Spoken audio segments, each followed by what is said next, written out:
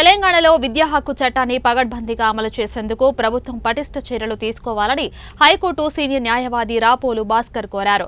మలక్పేట కళ్యాణ్ నగర్ లో ఆయన నివాసంలో ఏర్పాటు చేసిన సమావేశంలో ఆయన మాట్లాడుతూ విద్యా హక్కు చట్టం కింద ప్రతి ప్రైవేట్ కార్పొరేట్ పాఠశాలలో 25% సీట్లు పేద విద్యార్థులకు ఉచితంగా కేటాయించాలన్నారు. ప్రభుత్వాలు ప్రైవేటీకరణకు ప్రోత్సహించడం వలన విద్యా వ్యాపారంగా మారిందని ఆరోపించారు. పిల్లలకు నాణ్యమైన గుణాత్మక విద్య అందించాల్సిన ప్రైవేటు పాఠశాల యాజమాన్యం వాటి పేరుతో వేలాది రూపాయలు ఫీజులు వసూలు చేస్తున్నారని విమర్శించారు. నర్సరీ నుంచి మొదలుకొని 10వ తరగతి వరకు వేలాది రూపాయలు ఫీజులు వాళ్లే నిర్ణయించి వసూలు చేయడం సరైనది కాదన్నారు. స్కూళ్ళల్లో ప్రత్యేకంగా ప్రైవేట్ స్కూళ్ళల్లో ప్రతి స్కూలు 25% చొప్పున పేద పిల్లలకి అవకాశం ఇచ్చి రిజర్వేషన్ కల్పించి వాళ్ళకు డబ్బులు వసూలు చేయకుండా చదువు చెప్పాలనేది చట్టం యొక్క ఉద్దేశం. కానీ గతంలో ఉండేటటువంటి మొన్నటి దాకా ఈ రాష్ట్రాన్ని పరిపాలించినటువంటి బీఆర్ఎస్ గవర్నమెంట్ ప్రజలకు ఉచితంగా విద్యను కల్పించే విషయం కానీ, ప్రైవేట్ స్కూళ్ళల్లో ఈ 25% రిజర్వేషన్ అమలు పరిచేటటువంటి విషయమే కానీ ఎవరు కూడా పట్టించుకోలేదు. ప్రజాప్రతినిధులు పట్టించుకోలేదు. అధికారులు ఏమో ప్రైవేట్ స్కూళ్ళకు సంబంధించినటువంటి యజమానుల దగ్గర డబ్బులు తీసుకొని కరెక్షన్ పాల్పడి వాళ్ళు ఏ రకమైనటువంటి చట్ట వ్యతిరేక కార్యక్రమాలు పాల్గొన్నా చేసినా కూడా ప్రైవేట్ స్కూళ్ళ మీద యాజమాన్యం మీద చర్యలు తీసుకునేటటువంటి పరిస్థితి కనపడతాయి. అందుకనే కొత్తగా వచ్చినటువంటి కాంగ్రెస్ ప్రభుత్వానికి, ముఖ్యంగా గౌరవ ముఖ్యమంత్రి గారికి ఒక న్యాయవాదిగా నేను అప్పీల్ చేస్తున్నా. ఏమని, రైట్ టు ఎడ్యుకేషన్ యాక్ట్ 2015 అమలు పరచాలి.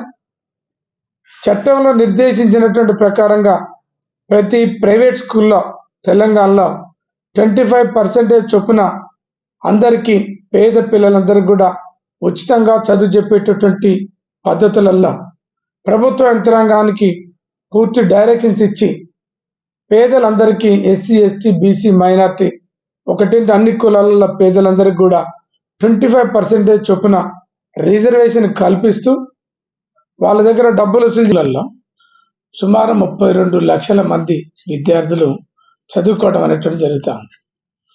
ప్రభుత్వ పాఠశాలల్లో చదివేటటువంటి పిల్లలకి సరైనటువంటి చదువులు రావట్లేవు అనేటువంటి ఒక కాన్సెప్ట్ తోటి చాలామంది బలవంతులు, ధనవంతులతో పాటు అనేక మంది లక్షల కుటుంబాలకు సంబంధించినటువంటి పేదలు వాళ్ళ యొక్క పిల్లల్ని ప్రైవేట్ స్కూళ్ళలో జాయిన్ చేయటం అనేది జరుగుతుంది. ముఖ్యంగా వాళ్ళకి తిండి మానుకొని, ఇల్లు లేకున్నా, ఆస్తులు లేకున్నా అష్టకష్టాలు పడి అప్పులు చేసి చాలామంది పేదలు ఎస్సీ, ఎస్టీ, బీసీ, మైనార్టీ ఒకటేంటి అన్ని కులాల పేదలందరూ కూడా ప్రైవేట్ స్కూళ్ళల్లో వాళ్ళ యొక్క పిల్లల్ని చదివించేటటువంటి పరిస్థితి జరుగుతాం. ఒక్కొక్క స్కూల్లో ప్రైవేట్ స్కూల్లో అడ్మిషన్ కావాలంటే మినిమం 1 లక్ష ఛార్జ్ చేస్తారు. మ్యాక్సిమం 5 లక్షల వరకు ఛార్జ్ చేస్తారు.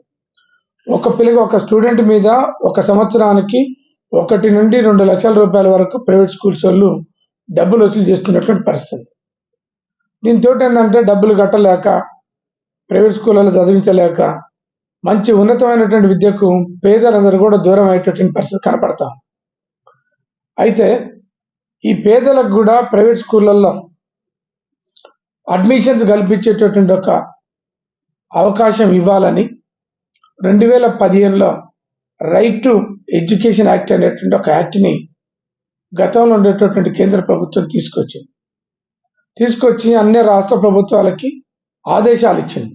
ఏమని, మీ రాష్ట్రాలలో ఎక్కడ ఏ రకమైనటువంటి ప్రైవేట్ స్కూల్ ఏర్పాటు చేసినా ఈ ప్రతి ప్రైవేట్ స్కూళ్ళల్లో 25% చొప్పున పేద పిల్లలకి ఎకనామికల్లీ బ్యాక్వర్డ్ క్లాసెస్ శక్తులుగా మారుతున్నటువంటి పరిస్థితి.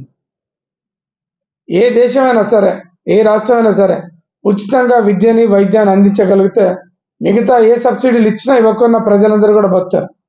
ముఖ్యంగా మన దేశాల్లో హర్యానా, ఉత్తరప్రదేశ్, తర్వాత కర్ణాటక, కేరళ, తమిళనాడు ఈ రాష్ట్రాలలో కేంద్ర ప్రభుత్వం ఏర్పాటు చేసినటువంటి ఈ చట్టాన్ని అమలుపరిచి అన్ని మిగతా రాష్ట్రాలలో హర్యానా, కేరళ, కర్ణాటక, తమిళనాడు, ఉత్తరప్రదేశ్ ఈ రాష్ట్రాలలో పెద్ద ఎత్తున ప్రతి ప్రైవేట్ స్కూళ్ళల్లో 25% చొప్పున రిజర్వేషన్ ఇచ్చి ఆర్థికంగా వెనుకబడుతున్నటువంటి కుటుంబాలని ఆదుకొని స్టూడెంట్స్ని ఆదుకొని ఉచితంగా విద్యను ప్రొవైడ్ చేస్తున్నటువంటి పరిస్థితి. ఇంకా కొంతమంది ఏంటంటే టీబీ, తర్వాత హెచ్ఐవి, ఎయిడ్స్ లాంటి ప్రమాదకరమైనటువంటి జబ్బులకు గురై వాళ్ళ పిల్లల్ని చదివించలేక అర్ధంతరంగా స్కూళ్ళు మాన్పిస్తున్నటువంటి పరిస్థితి కనపడతా ఉంది. అట్లాంటి వాళ్ళు అందరినీ ఐడెంటిఫై చేసి ప్రైవేట్ స్కూళ్ళల్లో ప్రతి ప్రైవేట్ స్కూల్లో 25% రిజర్వేషన్ కింద ఈ పేదలందరికీ కూడా ఉచితంగా విద్యను కల్పించాలని చెప్పేసి నేను కోరుతున్నా. ముఖ్యంగా ఈ రాష్ట్రంలో ఉండేటటువంటి ఎడ్యుకేషన్, హైయర్ ఎడ్యుకేషన్ అధికారులు, ప్రైమరీ ఎడ్యుకేషన్కి సంబంధించినటువంటి అధికారులు వాళ్ళు అక్రమాలకు పాల్పడుతుండ్రు. వాళ్ళ మీద కూడా విచారణ జరిపించాలి. అట్లాంటి వాళ్ళందరినీ కూడా పక్కకు పెట్టాలి. నిజంగా పనిచేస్తున్నటువంటి సిన్సియర్